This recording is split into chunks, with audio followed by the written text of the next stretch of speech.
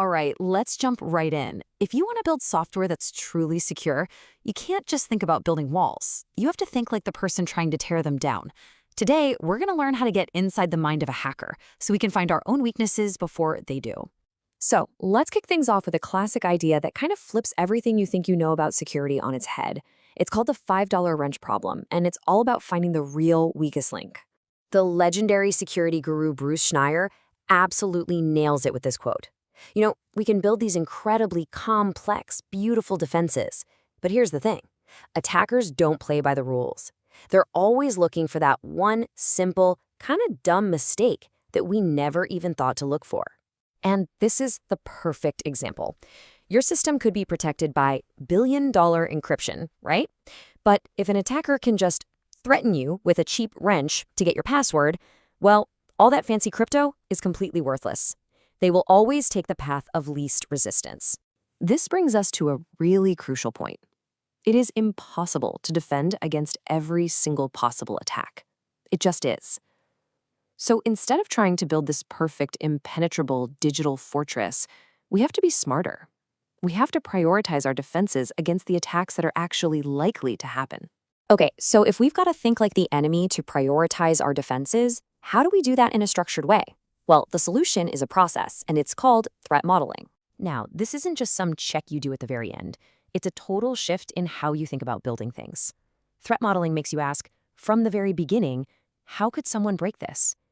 By seeing your own system through an attacker's eyes from day one, you build security in, instead of just trying to bolt it on later. And the process itself makes a ton of sense. First, you just break down your system to understand all its parts. Then, you brainstorm all the possible threats. From there, you figure out how to stop those threats. And finally, and this is key, you actually test your defenses to make sure they work. It's a constant cycle. Analyze, act, and verify. All right, so to really identify threats, we all need to be speaking the same language. We need a way to neatly categorize all the bad things that could possibly happen to our system. And a fantastic tool for this is the STRID framework. Think of it as a handy acronym that gives you a mental checklist of the 6 big categories of threats. So could someone pretend to be someone they're not? That's spoofing. Could they mess with your data? That's tampering. It just gives you this really simple, structured way to brainstorm what could go wrong. Okay, so using STRIDE, we've come up with a big list of potential threats. Now what? They're not all created equal, right? A minor bug isn't the same as a 5-alarm fire. We need a way to rank them and figure out what to fix first. And that's exactly where the DREAD model comes in. Instead of just guessing, it gives us a formula to score the risk of each threat. It makes you think about things like, how much damage could this do? How easy is it to reproduce an exploit? How many affected users are there? And how easy is it to discover in the first place? It helps you focus on the real dangers. Now that we know what to look for and how to rank it, it's time to get visual. We need to literally map out the battlefield to see how an attacker might actually move through our system. Our main tool for this is the Data Flow Diagram, or DFD. You can think of it as a high-level map of your system.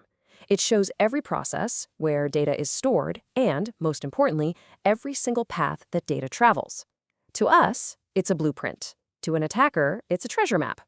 And on this map, there are certain areas we have to highlight in bright red. The trust boundaries. These are the points where data crosses from a place you don't trust, like the public internet, to a place you do, like your internal network. These are your border crossings, your checkpoints, and they are exactly where you need to put your strongest guards. So with our map in hand, we can build what's called an attack tree. Let's say an attacker's goal is to steal user credentials. Well, this tree maps out every single possible way they could achieve that goal, from a technical SQL injection to just tricking a user with a phishing email. By seeing all the different routes, we know exactly where we need to build our roadblocks. So, we've mapped the battlefield, we've identified the threats. What now? Well, this is where the rubber meets the road.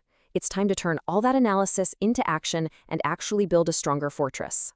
This whole threat model thing, it's not just some academic paper that's going to sit on a shelf and collect dust. It becomes your strategic guide.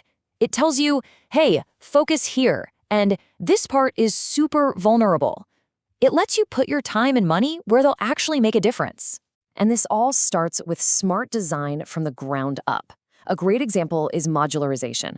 Think of building a ship with those watertight compartments. If one part gets a hole and starts flooding, the bulkheads keep the entire ship from sinking. It's the same with software. If one module gets compromised, a good design contains the damage and stops the attacker from owning your entire system. Now, when it's time to test your defenses, there are really two main flavors. A vulnerability assessment is wide but shallow. It's like walking around a house and checking every single door and window to see if it's unlocked. A penetration test, on the other hand, is deep and narrow. It's like hiring a master thief to find just one way in and prove they can get inside. You absolutely need both. And of course, there's a whole toolbox of other tests. SAS tools are like a spell checker for your code, looking for potential bugs before you even run it. DAS tools are the opposite. They attack your running application from the outside, just like a real hacker would. And then there's fuzzing, which is just pure, beautiful chaos. It just throws millions of random inputs at your program to see what makes it fall over. So, if you remember just one thing from all of this, let it be this. Real security is not a checklist you run through at the end of a project. It's a mindset. It's about being proactive, thinking like an adversary, and weaving that thinking into every single thing you do, from start to finish. Which leaves us with a final question. Locking the front door is easy, right? That's the obvious stuff. But true security comes from systematically mapping out all the other ways in. The unlocked windows, the basement, the chimney you forgot about. Thinking like a hacker isn't about being paranoid. It's about seeing your creation not just for what it's supposed to do, but for all the things it could be forced to do.